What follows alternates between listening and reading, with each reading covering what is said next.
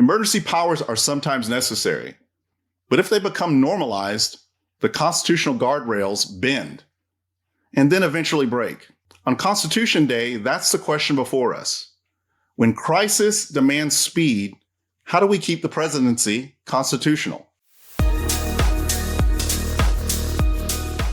Welcome to the Civic Brief with Dr. Isaiah Ike Wilson III, where complex issues meet everyday lives. Now, let's begin. Welcome to the Civic Brief. I'm Dr. Ike Wilson. Today we're asking, what happens when the pressures of modern crises, things like cyber, climate, disinformation, economic shocks, push the presidency beyond what the framers imagined? And what do we, as citizens, need to watch for if the guardrails of democracy are to hold? When we talk about the presidency under pressure, no theory looms larger than the so-called unitary executive. It begins in the Constitution's simple grant, quote, "The executive power shall be vested in a president of the United States of America," end quote. Now, Alexander Hamilton, one of our framers in Federalist 70, praised this kind of unity as the key to, as he put it, decision, activity, secrecy, and dispatch. One president, one chain of command, one place for the people to fix blame or credit. But here's the paradox, and here's the problem in the paradox. The very energy Hamilton prized can, if unchecked, again, let me say that, if unchecked, it can edge towards the tyranny that James Madison, that other framer, feared. And so, for more than 2 centuries, the courts, Congress, and presidents themselves have wrestled with a question. How much control does the president really have over the sprawling executive branch? Now, let's cover some case precedent and get a better sense from an American political historical context. In Myers versus the United States, 1926, the court said the president could remove a postmaster at will. That broadened the power rooted in this idea of increased unity in the executive. But then just 9 years later, in a decision called Humphrey's Executor, 1935, that same court pulled back, allowing Congress to shield members of independent commissions like the FTC with for-cause protections. Now let's fast forward to Morrison v. Olson, 1988. The court upheld an independent counsel's insulation from executive power. This marked a low tide for unitary executive. But then the tide rose again.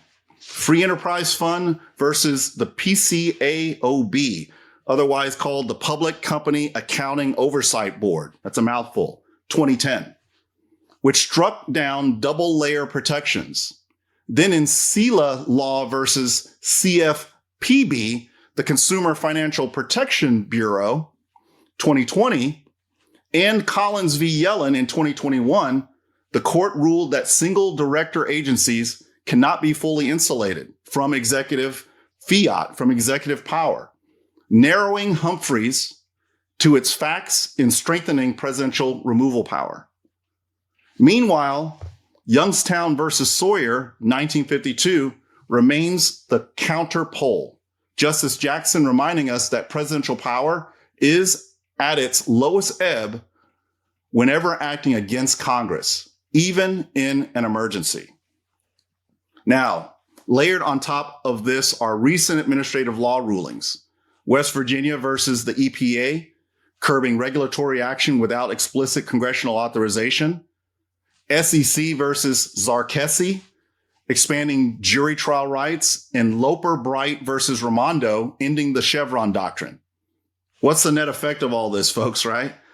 A paradoxical presidency, stronger over bureaucrats, but at the same time hemmed in by courts and statutes. More unitary in theory, yet more contested in practice. Now comes the test in real time, our time. President Trump's second administration. On day one, he reinstated and expanded what's called Schedule F, a reclassification that makes thousands of policy influencing civil servants easier to hire and also easier to fire. His argument, align the bureaucracy with presidential direction. What do his critics say? They call it a loyalty purge, the death of a neutral civil service. And then came August 2025, the attempted removal of Federal Reserve Governor Lisa Cook. The White House claimed mortgage improprieties as cause. Cook refused to resign. Legal scholars were and still are stunned. Markets rattled. The Federal Reserve Act allows removal only for cause, a protection historically read very narrowly. If courts permit Trump to succeed, and it does seem that the Supreme Court most recently has given him the win on this, it would pierce one of the last bastions of economic independence. Let's think about the risk here. The stakes aren't abstract. Investors worldwide treat Fed independence as a guarantee that the United States monetary policy won't be a political football. Breach that wall and we risk an economic Saturday night massacre. Capital flight, higher borrowing cost, a destabilized dollar. But the risks go beyond markets. If the Fed can be purged, why not Treasury statistical agencies, or the Congressional Budget Office, or the OMB? Independence has been our buffer against partisan capture. Strip that away, and governance itself tilts toward authoritarian drift. Unitary executive theory promises accountability and also speed. In compound crises, again, things like cyber attacks, pandemics, disinformation storms, that energy is very, very attractive, but the risks are profound. Eroding expertise, politicizing law enforcement, destabilizing markets, and normalizing executive fiat over process. This is the presidency under maximum pressure. Hamilton's energy weaponized. Madison's warnings revived. Now, whether the courts or Congress step in will determine if we are witnessing a constitutional stress test or a constitutional unraveling. And that brings us to the civic question. If presidents push the boundaries of power, who enforces those guardrails? Not just courts, not just Congress, but us. Citizens who know the Constitution, who can tell the difference between necessity and overreach, and who demand accountability before it's too late. Dr. Mina Bose reminded us that the Office of Management and Budget itself, once just a simple technical bureau, became central to policymaking. That, my friends, is a quiet reminder. The architecture of executive power expands, not only in war, but also in paperwork. The real test, then, isn't just bold action. It's whether constitutional process is honored even under pressure. Guardrails are not self-enforcing.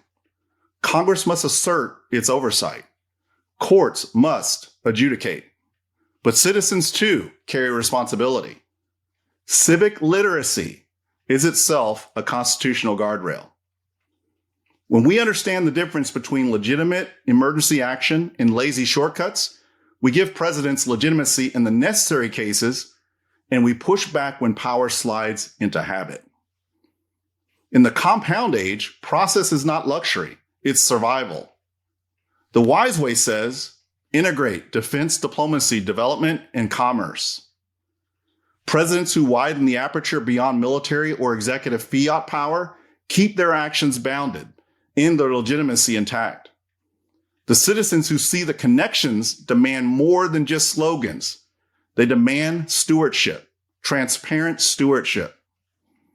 Travelers, if this conversation sharpened your civic lens, subscribe to Compound Security Unlocked, to this podcast, the Civic Brief. Again, join our travelers community and explore more at Wilson Wise Consulting. Together, we can defend the guardrails of our democracy. This Constitution Day, let's remember, the presidency was built for energy, but also for restraint. Energy without accountability is tyranny. Restraint without energy is paralysis. The Republic requires both. This is the Civic Brief, and I'm Dr. Ike Wilson. Until next time, for Nation Not Self.